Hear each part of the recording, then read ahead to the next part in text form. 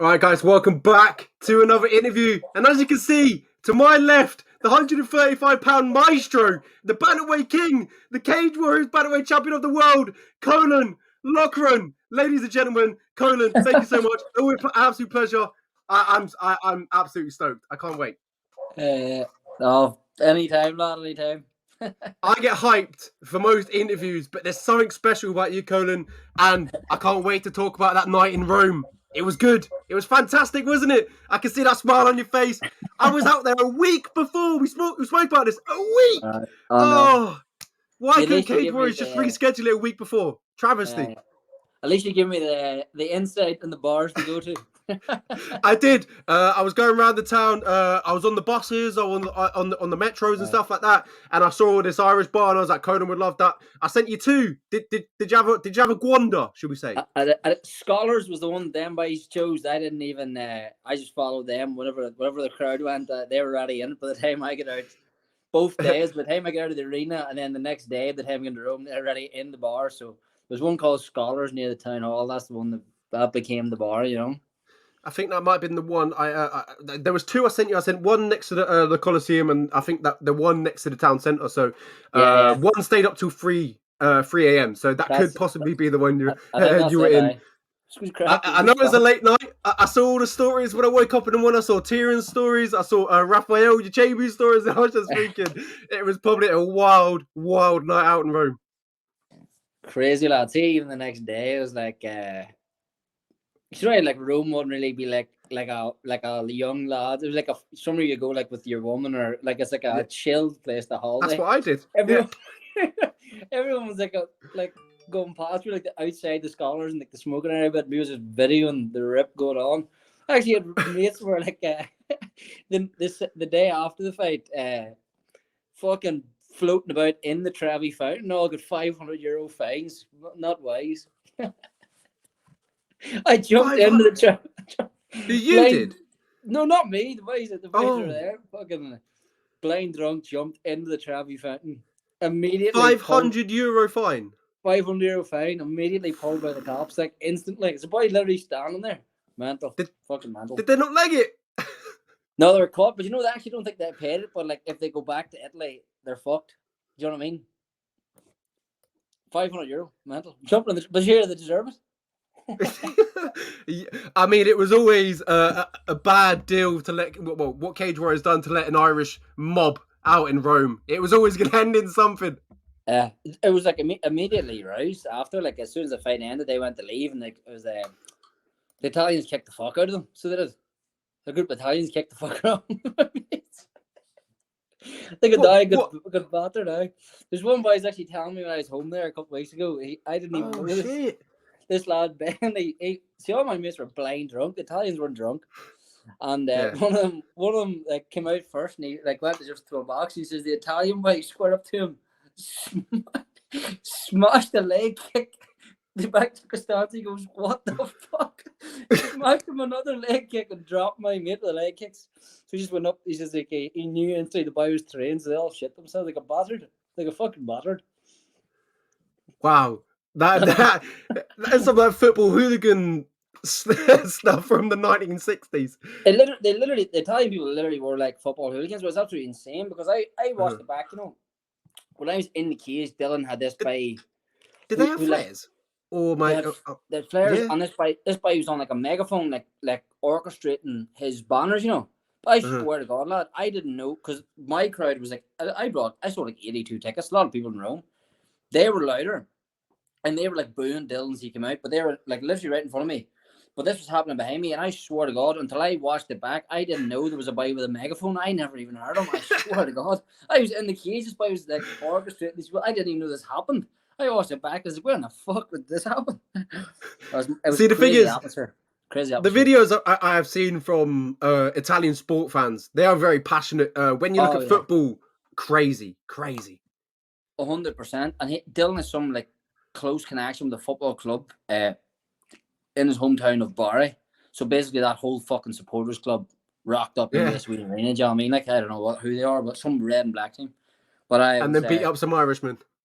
Kick the fuck out of them, lad. Apparently, I wasn't there.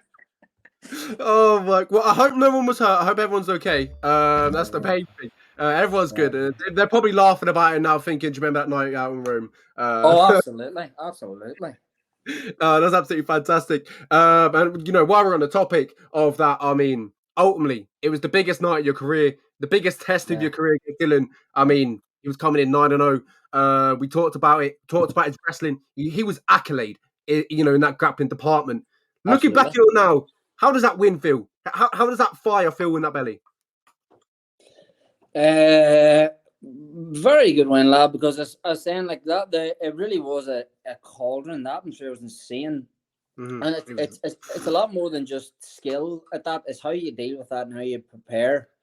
And I remember just one time, I was about 3 minutes in, and he hit me a jab, and I was like, What are you doing here? Calm. Like, I just found myself, I was like 3 minutes in, I was like, I'm in the middle of a scrap here. I need to calm the fuck down. I don't know why it was like that, because I was actually very calm, but he wasn't at all. But we were like 2 minutes in, I was like, right, just calm. I started seeing just, and after there, I started getting on them. The second round, it was very dominant, but you take so much from every fight, like even the camp, the weight cut, the everything, the backstage, the day of. You learn so much from these fights, especially when you're competing against the highest level you can.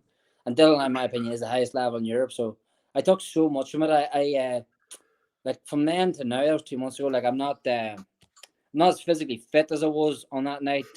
I'm not as sharp, but technically, I am so much better than I was on May 6th against Dylan Hazan. I've taken so much from it as a competitor and as a martial artist, Best night of my life, best test of my life. Absolutely agree. It was, as we talked about beforehand, it was 9-0, a fantastic wrestler, accoladed to the pillar to post in grappling. He was phenomenal. The pressure got raised, the stakes got raised in this fight, and I just want to ask you, the lead up. I know every fight you get nervous, but as you get onto these bigger fights, you get onto these bigger stages, the pressure's gonna, it's gonna mount up. It's gonna be bigger. It's gonna, it's gonna be bigger stakes as you get, as you further go up in your career.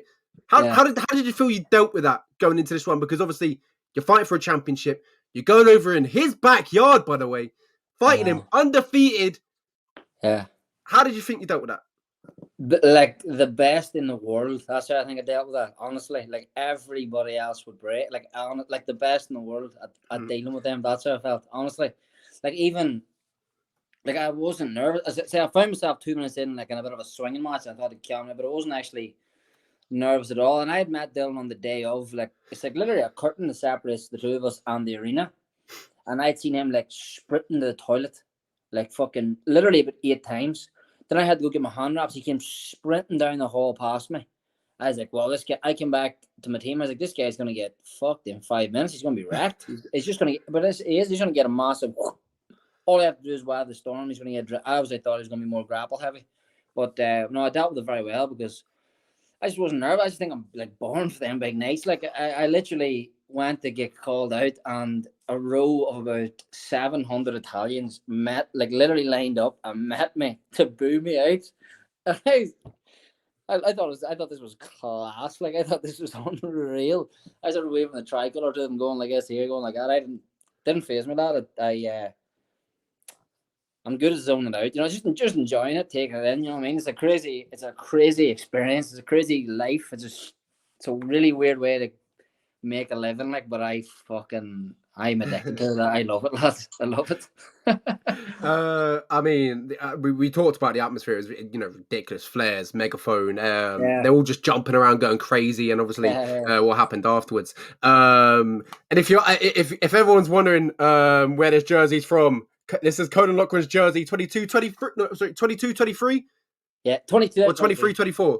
No, just this year, 2023. Oh, just 2023. Yeah, absolutely fantastic jersey, black and gold. So it was fitting. 2023, fantastic jersey. Got the belt. So I appreciate this. You need to get some bigger sizes though, because us fat guys need to trim down a little bit. I know all the large. So I've only got we've only got kids left. If anyone wants one, hit me up. Yeah, go over to Caolan's Instagram. Make sure to get yourself one. Fantastic jerseys, fit really well, and obviously I just love that. The feel of the collar to it. You can wear it anywhere. It feels really good. Good man. Cheers. Thanks for the plug. We keep it moving on swiftly. We talked about the first round. For me, that could have put off a lot of fighters because we talked about a lot about Dylan going into this fight, how good his grappling was, and he came out polar opposite. He wanted to box. I feel like he wanted to prove something. Maybe he's seen the interview and thought, you know what, I want to show this fella and I've got a little bit of hands too. That's what I kind of felt. I felt he was looking in there to kind of prove a point, not only to himself, but to you as well, and obviously to the Cage Warriors brash. Did that surprise you a little bit that Dylan kind of wanted to box, or did you kind of feel that might have been, the outcome? I didn't. My coach did. My coach said to me he thought he would box more. I don't think he thought he could hold me down. He did shoot, he shot 4 or 5 takedowns in the fight. He got to a leg one time, and then when he got to a leg, I waited for his duck out and I bailed the other way.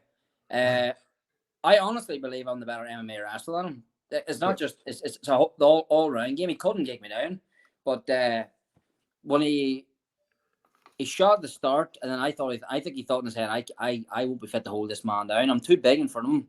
I also have like a lower base, so people know anything with wrestling. It's actually quite intimidating to shoot someone who's with a low base. We kind of alter our stance in the build up. We're very specific in our training. We kind of altered our stance a wee bit. I think I was in his head. I don't think he thought that he could hold me down. And then I also know that he when he rocked into the weigh-in, like he see my face and he started almost like shaking. He just wanted to hit me so badly. Like he literally, when I came into the weigh-in, he started going like this here and like fucking fidget. And I was like, wow, this guy's going to get an adrenaline dump. He actually hates me. He really wants to hit me in the head. Like, that's not good because I'm a pressure counter boxer. So when you really, really, really are eager to hit me, I'm going to knock you out. That's what happened. I knocked him out. He just hated my face. I think he couldn't deal with it at all. He really, really, really wanted to punch me. But do you think he was too emotional? Is that what you felt there? 1,000,000%. Actually, I actually kind of felt a bit bad for the guy, to be honest. He really, really, really was wound up. But the Italians in general are like a really wound up race. Like even the waiters and stuff in their room, they're like intense people. Like very really serious, intense, aren't they? Like they're like fucking nuts. So just in general, I thought they were like, and like it was his show. There's like 1,500 people there for him. A win for him, and he's probably in the UFC. It was all on him, and he had me across smiling at him. I think it was just like a wee bit too. I want to get him. Do you know what I mean? And that's my. I'm a counter puncher. I will get you there. I'll ping you when you're open. You get me? Do you reckon, as you talked about there, he was looking across the cage, you were smiling. Do you reckon in that moment he thought, "Fuck," or sorry, the pressure's not got to him here. The fans, the atmosphere, everything that's building this fight. Do you reckon he thought in that moment, "Oh, shit, nothing's got to him. What's going to happen next?" Well, he'd have seen that I was very calm, and he would have seen me for the first time fully rehydrated in front of him in the cage. Shit, that as heavy as I ever was. When I left it for the hotel, I was 72.3 kilos. That's a lot of weight to put back on. That's over 11 kilo in a day. So I was literally massive. I felt so strong about him. So one, he'd have seen that I was calm, and two, he'd have been seeing physically a different animal than he's ever been in the cage in his life. So you're gonna know. Like he had to know it was going to be a harder fight, but to be honest, I knew it was I knew it was going to be a hard fight going in. Like I didn't. I was very respectful of his skill set in preparation. I mean, I thought this was a hard one going in. When you spoke to me about this fight, you said round 1, you don't mind it being a technical fight. You don't mind getting taken down and getting back up. But you had him. The game plan you mastered, to perfection. Round 1, as we talked about, is very close. It's very technical. But the second round, you came out with a little bit more urgency. I felt that you kind of want to up the pressure a little bit. And then you upped it and you got the finish. The finishing sequence was, it was spectacular. It was beautiful. The uppercuts, the jabs all night long. They were jabs. The amount of jabs I saw you land in that fight was impeccable. It was sublime. You were just, springing his head back every time you hit a jab. It was really good. I actually rocked him with a jab in the first round. I actually rocked him with a jab, but he was hitting me with his jab in the first round, but he was getting jab happy, is what you would call in the boxing game. He was starting to think I'd get him. But I'm a counter puncher, and for 2 minutes I was like, why aren't I thought in my own head, I was like, right, can't think here. What the fuck are you doing? So I started to look at him when he was throwing his jabs, and he did connect with a few of them, of course. but he was paying his jab out fast and bringing it back to like his chest, like down by his like nipple. He was going like boom, maybe catching me, but coming back to here. And he went double jab and come back to his chest. Done this like 4 times. He's like, I have you, man. I got him. So if you actually watch the start of the sequence, he pings a jab, and I just, before he comes back, I just go boom. I go right through it. Like Floyd Mayweather would have pulled and hit. Canelo would just go through sometimes. So if you're not bringing it back technically right, you bring it back like this, Canelo will just go over the top. So as he pinged the jab at it, I was like, he's open now. Boom, clocked him. That immediately rocked him. I shook him, and then I caught him an uppercut. Came back in another couple of us. So it was actually, it's more satisfying when it's not just like a fucking swinging overhand and catch him. When you've actually like seen the hole, his jabs, bring his jab back to his chest. If you actually watch it back, you'll see what I mean. He's bringing his jab back to his chest. And I'm seeing that in that again, that pressure bubble, you're seeing an opening and you're knocking him out with it. That's satisfying as a fighter, you know what I mean? Caolan, it was another game plan that you predicted to a T. You said the first round would be tough. Second round, third. I think you maybe said the second or third round you'll start to take over more. We kind of predicted it to go longer. Yeah, we were prepared for that second there pick up. I thought the first round would be more against the fence, him up down, than boxing match, but he couldn't get me to the fence, so it was the same again. Just let him work, because again, when I seen him like pacing backstage and all again, I was like, he can have the first round if he wants, but I'm gonna finish him. I actually didn't win the first round, but it was competitive. But I didn't give a fuck. I knew for a fact there wasn't 25 minutes in him. You know what I mean? My pressure's too good, and I'm too strong at the weight. I'm too smart. Absolutely. I mean, the fight. I watched it back, and we talked about the jabs. We talked about the uppercuts, and the calf kicks as well. You were so active with them and so precise. Missed a lot. I missed a lot. The first round was capital. Yeah. Yeah, but you were absolutely pecking away with them. I thought they were really, really good. Was that something that you had seen heading into the fight? The jab, the uppercuts, and the calf kicks. Was that what what your team pointed to, or to have success in this fight? 1,000,000,000%. I'm honestly on the pads and on the drills. I must have thrown. Honestly, I'm going to say in 8 weeks, 5,000 uppercuts, right uppercuts. I swear on my life. I'm actually, I'll have an old. I thought I'd be out by now. These 2 lads from Belfast were like media students, and they made their dissertation to film my whole training camp. So that's cool. It's gonna be cool when that comes out. Should hopefully be out this week or next week. So, but you'll see that, lad. I mean, uppercuts were, fuck me, I get sick of throwing uppercuts. But it worked. It worked, lad. It worked. That's good. I'm actually going side note, personal note. I'm going to university in September as well to study sports journalism. So maybe a dissertation could be another coming your way when the UFC. You're getting that belt. 1,000,000%, lad. 1,000,000%. I mean, circling back. After the fight, the attention, everything that you brought afterwards. If I look on Twitter, everything was going mad for you. It was crazy. But the hot topic was Caolan UFC ready. Caolan UFC ready. Caolan signed UFC. I still believe it should have happened already. I should have got that UFC roster notification. Caolan Loughran tick. I should have had that already. Is the hope still there that you're going to get signed before the next one? Oh, fucking absolutely. I'd love that to be the case, but it's just there's been some good talks back and forth, lad. There's been some offers, just maybe they weren't right at the time. But absolutely, that would be the ideal scenario, fighting the UFC next. Yeah, it's a bit more to it than I would have known. It's not just like a case of like that Cameron Simon fight that I was campaigning for. Like, it's a lot easier for the UFC on late notice to sign someone who's in America with a working visa and stuff like this. You know what I mean? European shows would be handy, but there's no fucking European shows, and there's France and London. But Paris, Paris, sorry, yeah. But I'd love to. I absolutely want to, because like I think I've done cage wars. Like, well, if it's not, lad, it's not. I'll defend my belt, absolutely no problem. But I don't know. I think Dylan was by far the hardest contender in that division. Like I said that going in, I genuinely believe that. Like, I think if I'm going back now, I'm going back to go down in the competition. Like, I just think it's like who honestly is going to win. Like, honestly. You talked about the troubles, visa and stuff like that. Yeah, I do agree with you. What happened on the weekend with Terence Mitchell? Obviously not hating. Absolutely not. I just feel like there's more credible guys outside the UFC like yourself that could have had that shot. Should have had that shot. That bit I'm like, but then again, you're not American. You probably wasn't in Vegas. You didn't have your visa, so it's real things. Like it's all part of it.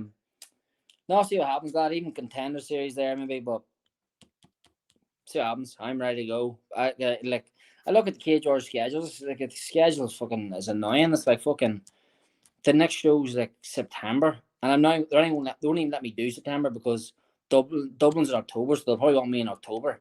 But why the fuck would I have to wait till October? Like I'm ready going 4 weeks from now. Like I'm training twice a day at the minute. Why wait till October? But what about November? Does that fancy you? Newcastle. Too far away, lad. Too far away. Fuck I'll be there in attendance. Come on, man. Lad, no Make it happen. Give a fuck about November. I want to be in the UFC by then. Like, you know what I mean? That's why I've had weeks where I do one right now, but like, I don't know. Fuck that. I want to be in UFC before the end of this year. Like, so if I have to wait to October, that's an awful wait. I could do a contender series. It's probably going to be there. I mean, realistically, there's buys, without saying too much, there's buys in Cage Wars that are in contender series that aren't even champions at the minute. So that's obviously there for me if I want it. But see what happens. Talk it over. I was going to ask you about the contender series. Undoubtedly, you deserve that shot. George Hardwick, Tobias Harila got his shot. Not even a champion. I feel like you kind of dropped that hint a little bit there. Not even a champion, but Tobias Harila, he's exciting. He's getting these finishes, but yet again, so are you. You're champion. You're 8-0. Yeah. George Hardwick should have been in, shouldn't he?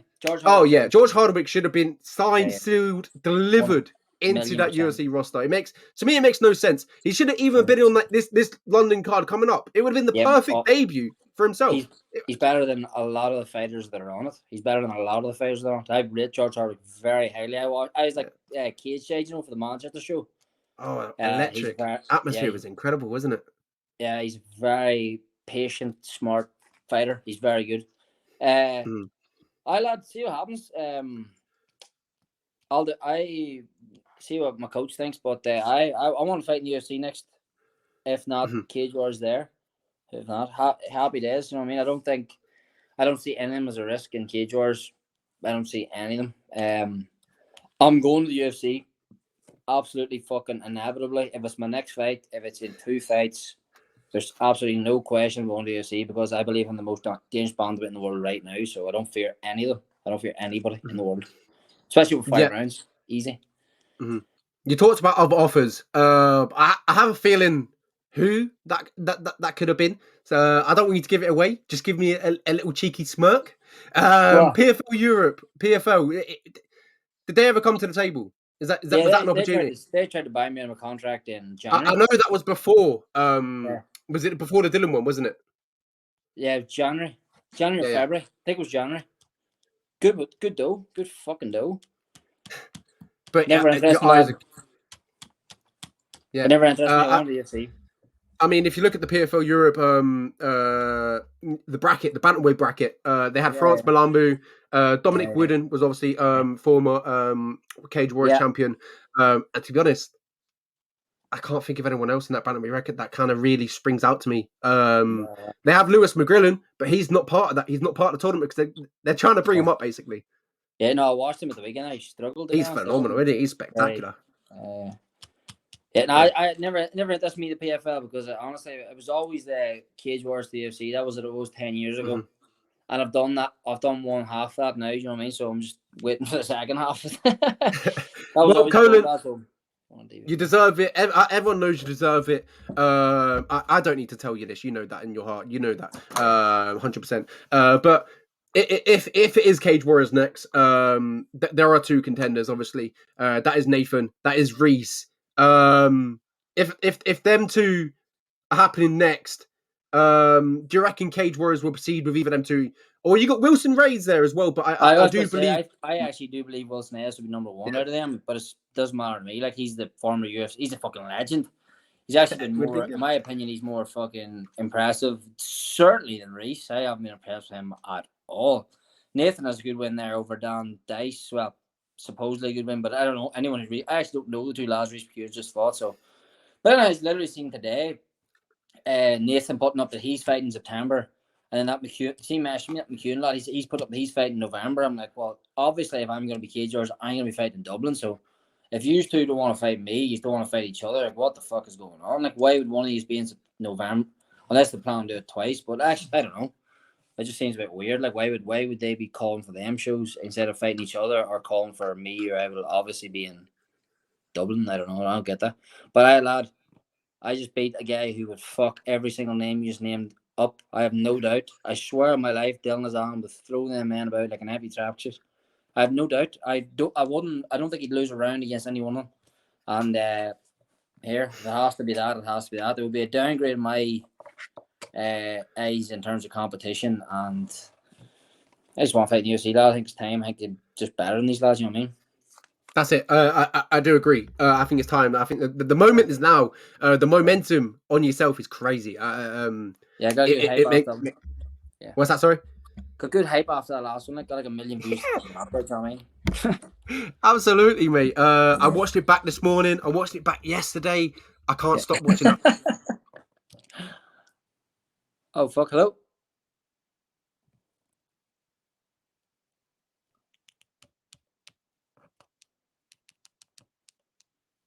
Hello?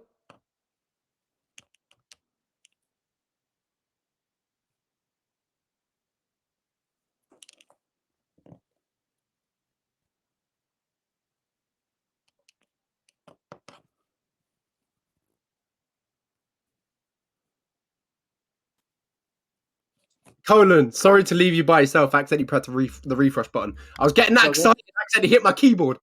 It's all good. But yeah, I watched it this morning. I watched it yesterday. The finisher sequence. Oh my goodness! We talked about it. It's impeccable. It's spectacular. If I could watch that for the rest of my life, no homo, obviously. I really would. Honestly, it was. You've probably watched it so many times as well, but the way he set it up, the jabs all night, the calf kicks all night, the uppercuts. It was special. On to the next one, lad. On to the fucking next one.